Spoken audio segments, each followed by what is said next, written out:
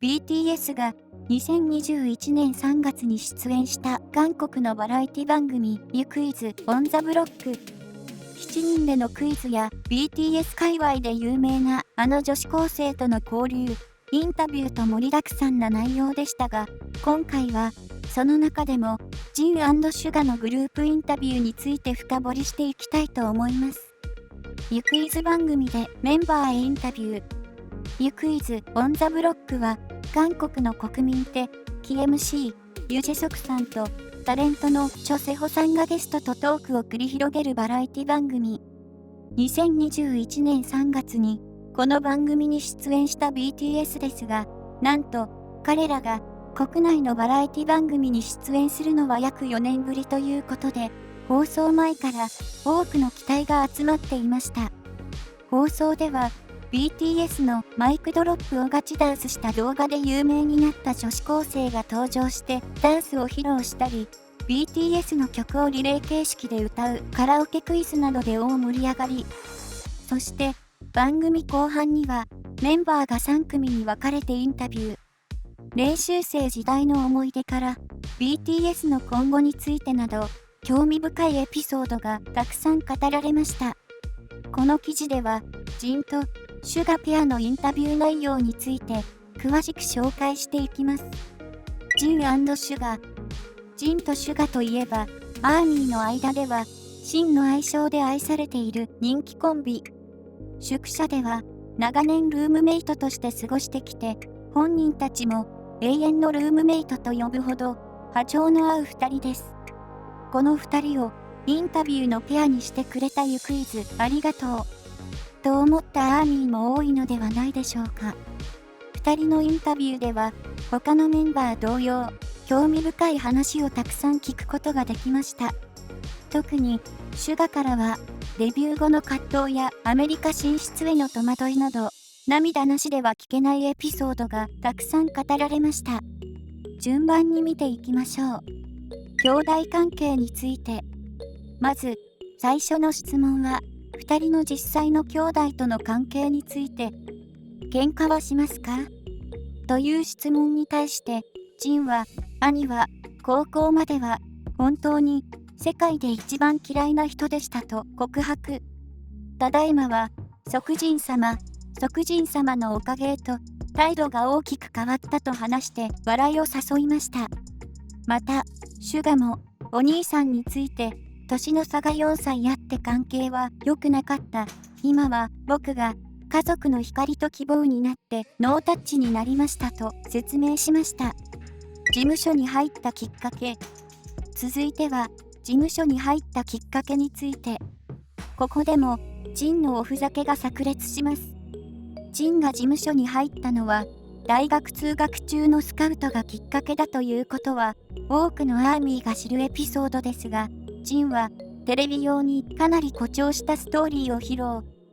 僕って遠くから見てもかっこいいじゃないですかといつものナルシスト全開で話し始め、僕を見たキャスティングチームの人があなたみたいなお顔の人を初めて見た、お願いだから私どもの会社にと懇願したのだと説明。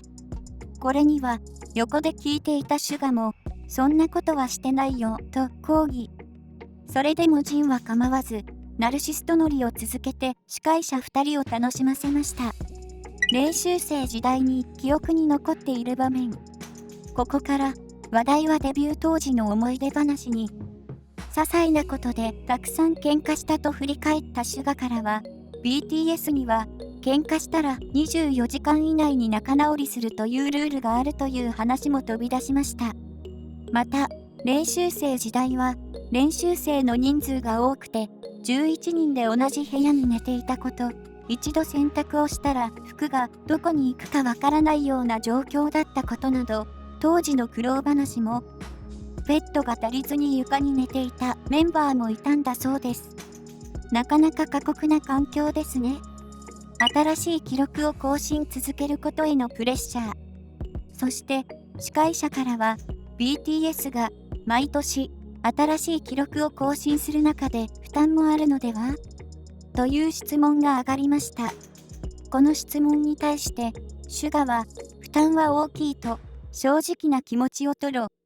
アイドルの寿命は長くないし、音楽番組で1位、単独コンサートくらいやれば歌手人生は終えて、プロデューサーとしての人生を始めようと思っていたと、デビュー当時の考えを振り返りました。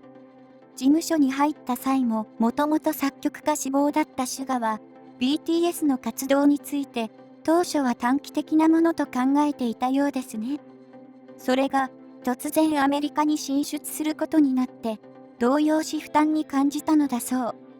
そして、AMA で、初めて、単独ステージで DNA を披露した時は、一番緊張して、ホテルに帰って泣いたと話しました。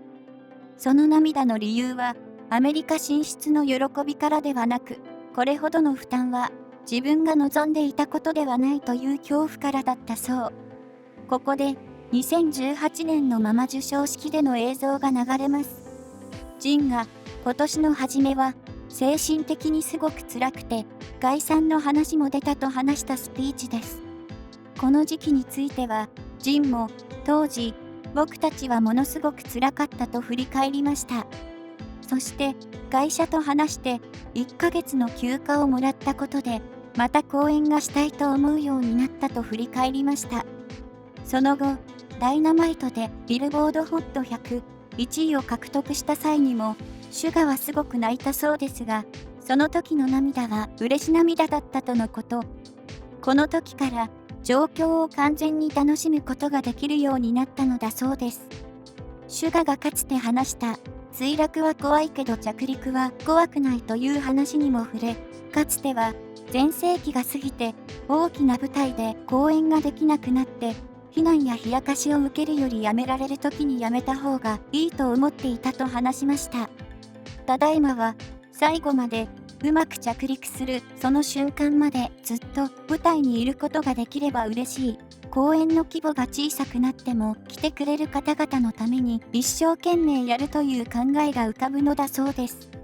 大きな不安とプレッシャーを感じながらも、彼らがここまで BTS を続けてきてくれていることに、改めて大きな感謝を感じるエピソードですね。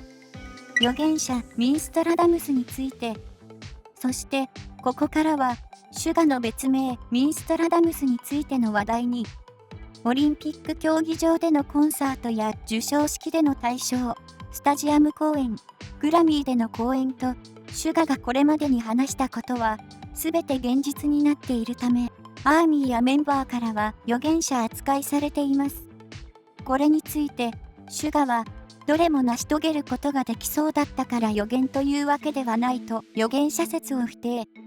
ただ、グラミー賞については、今回は受賞することはできなかったけど、来年や再来年でなくてもいつか取りたいと話しました。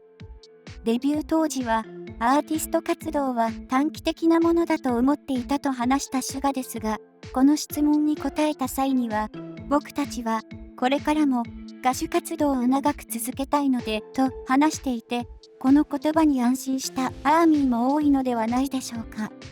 プロデューサーとしてのSUGAも素晴らしい楽曲をたくさん作っていますが、アーミーとしてはやっぱりステージに立つSUGAをなるべく長く応援したいですよね。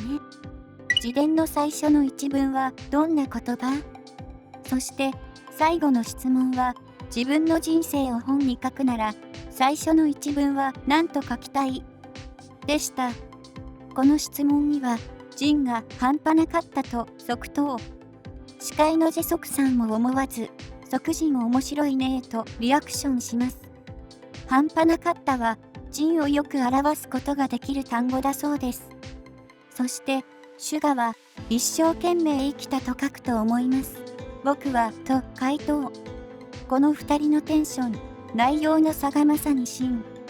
という感じの答えでしたね。インタビュー中も終始ふざけて番組を盛り上げるジン、グループについて真剣に正直に語るSUGAと2人の対比も面白いインタビューでした。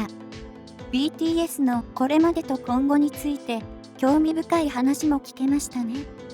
以上がYou Quiz on the Blockのジン、SUGAのインタビュー内容でした。